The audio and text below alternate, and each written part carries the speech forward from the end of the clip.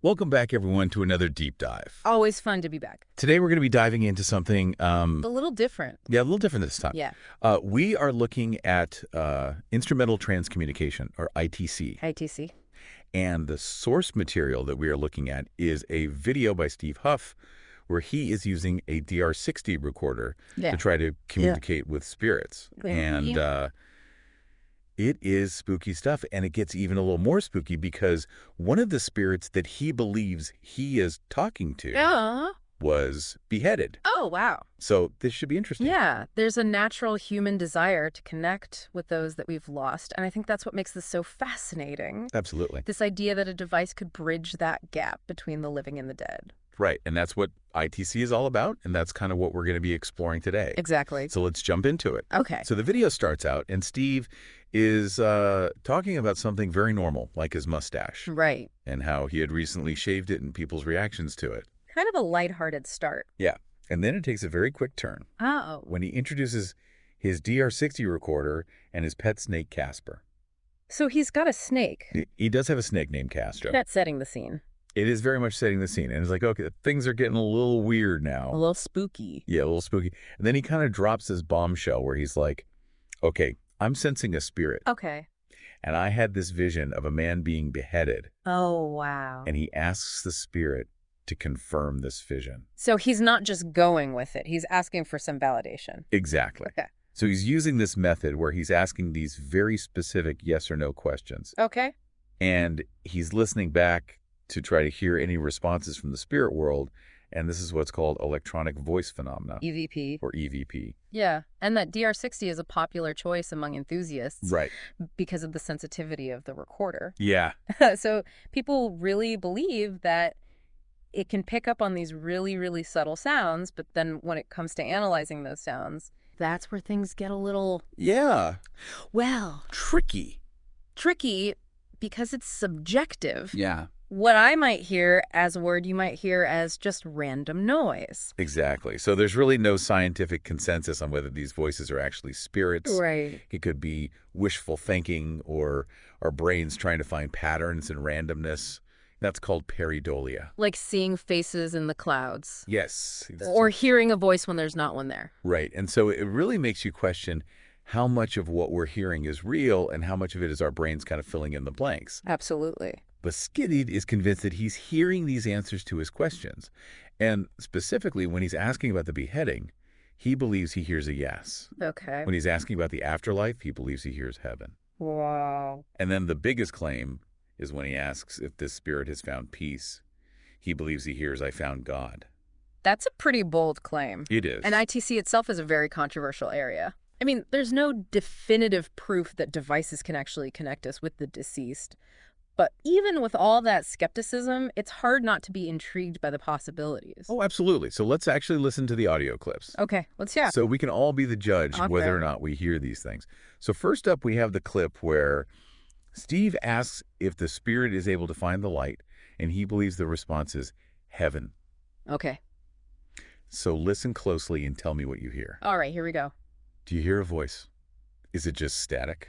I'm ready. Okay. Let's do it. Here it is. Okay. All right, so that was the first clip. Interesting. Now let's move on to the second clip, where Steve asks, are you telling me you found heaven after I envisioned the light for you? And the alleged response is even more clear. Oh, wow. It's, I found God. Okay. And this is the one that kind of sent chills down my spine a little bit. Okay. So I'm curious to hear what you think about this one. All right, bring it on. All right, here we go. So I don't know about you, but those clips definitely have an emotional weight to them. They do. Even if we can't definitively say what those sounds are. Right. It's hard to just dismiss them. Yeah, and what I think is really interesting is regardless of if you believe in spirits or not, it's clear that this experience was really impactful for Steve. Oh, absolutely. He was getting chills. He seemed genuinely convinced that he was making contact, and I think that speaks volumes to the human desire to connect with the unknown. Right, and to find comfort in the face of loss. Exactly. So now Steve ends this part of the video by really emphasizing the potential that he sees in ITC. Okay. The potential to heal, to comfort, and maybe even to offer some closure to those who are grieving. Powerful stuff. It is very powerful stuff. But he does acknowledge that there needs to be ethical considerations when you're exploring something like this. Absolutely. So we've explored Steve's experience, Yep. heard the audio clips, and kind of gotten an introduction to ITC, but that's really just the tip of the iceberg here. It is. So when we come back, we are going to delve a little deeper into the history and different approaches to ITC. Sounds good. And we're also going to look at the scientific and skeptical perspectives. I'm ready. On this captivating phenomenon, so stick with us. We'll be right back. Welcome back to our deep dive into the world of ITC. We're back. So before the break, we were listening to those audio clips from Steve's session with the DR60.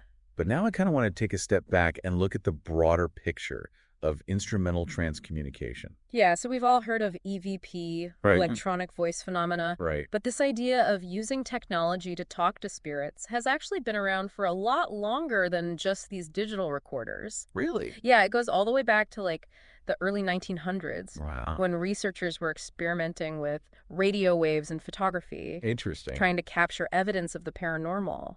So it seems like we've always had this fascination with trying to connect with the other side. We have. Using whatever tools are available. Yeah. But what are some of the different approaches to ITC? Because it doesn't seem like it's all about audio recordings. Right. So it's not just audio recordings. People have experimented with all sorts of devices and methods. Like what? You've got modified radios and televisions, computer programs. Wow. Even specially designed chambers that are supposed to enhance communication with spirits. Right.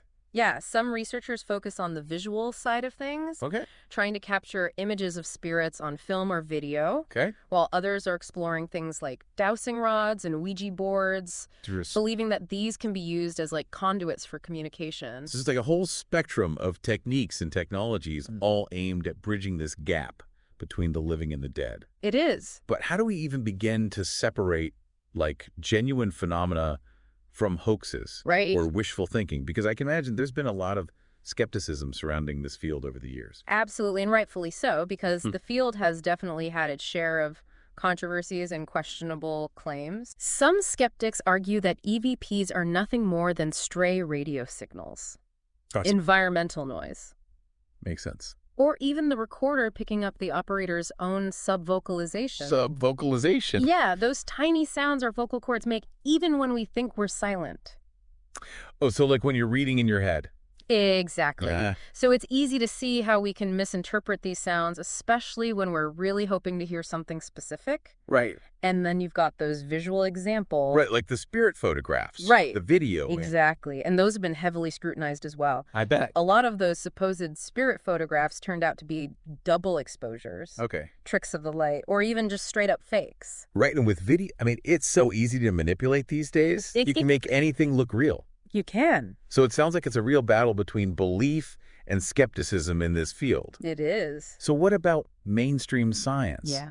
What do scientists have to say about ITC?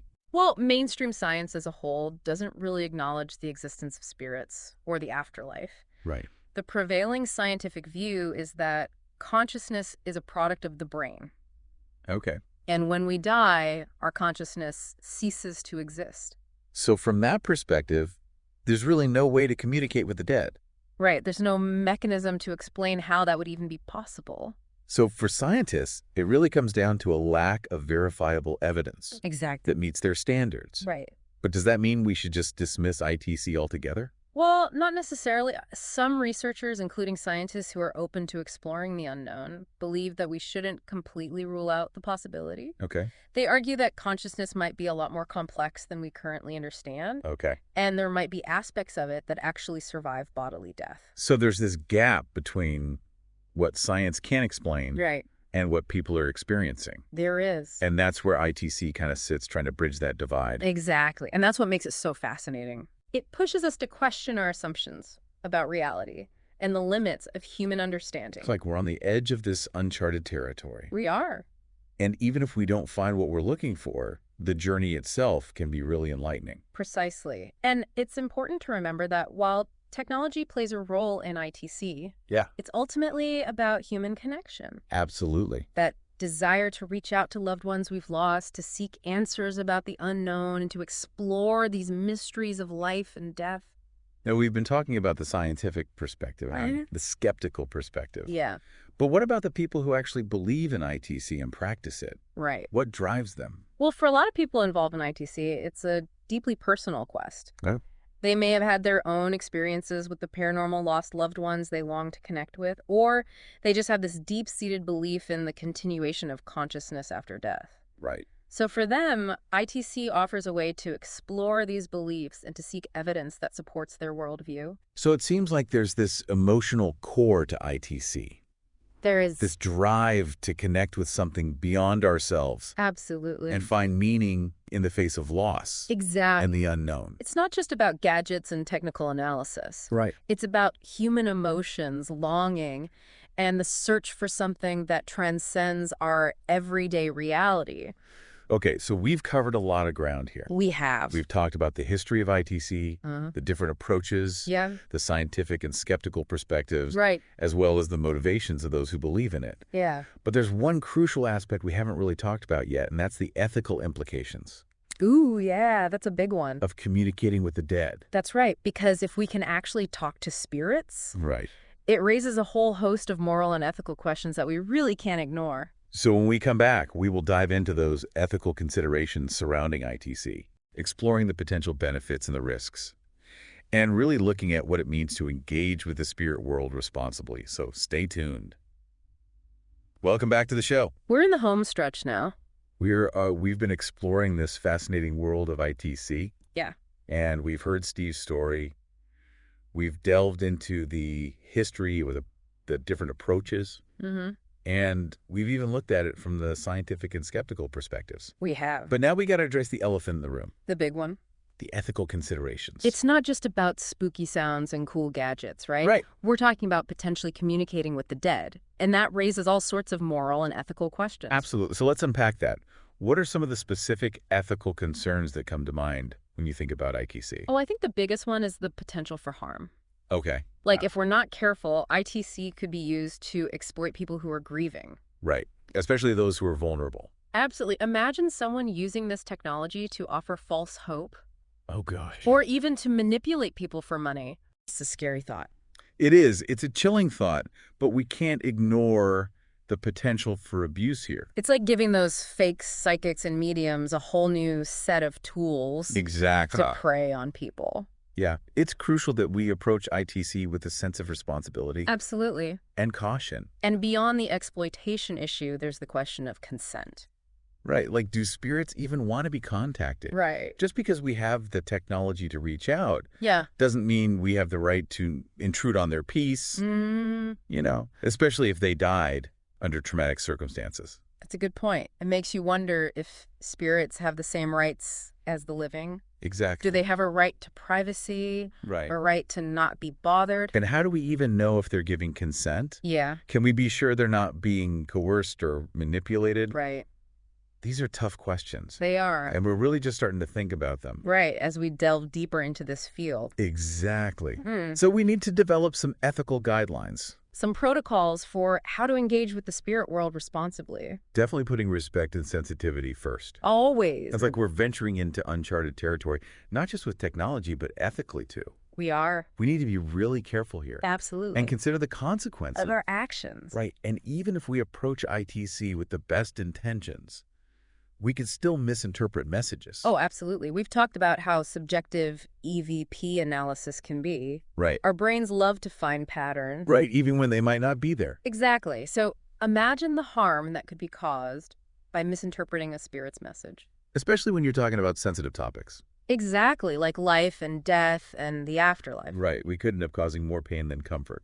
Absolutely. So it seems like responsible ITC practice requires a balance. It does. Of open-mindedness, critical thinking, for sure, and a whole lot of humility. Couldn't agree more. So much we still don't know. We don't. About consciousness, the afterlife, and this potential for communication. It's like peering through a foggy window. Yeah. You might catch glimpses of something, but the full picture... It's blurry. It's blurry. Yeah. It's elusive. And that can be frustrating. It can. But there's also beauty in that mystery. There is. It keeps us searching. It does. Keeps us curious. Keeps us pushing the boundaries of what we think we know. And who knows what we'll discover along the way. Exactly. Maybe we'll never definitively prove or disprove the existence of spirits.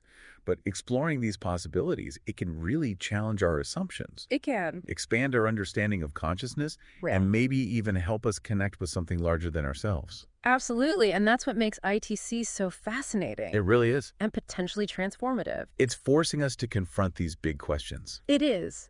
About life, death, and what this all means. Those are questions that people have been pondering for centuries. Right. Philosophers, scientists, spiritual seekers. Exactly. So as we wrap up this deep dive into the world of ITC, okay, we leave you with this final thought. I'm listening. If you could talk to anyone from the past, who would it be, and what would you ask them? Ooh. Let that question guide your curiosity. Yeah, I like it. And see where it takes you, because the journey doesn't end here. It doesn't. Keep seeking. Keep wondering. Until next time.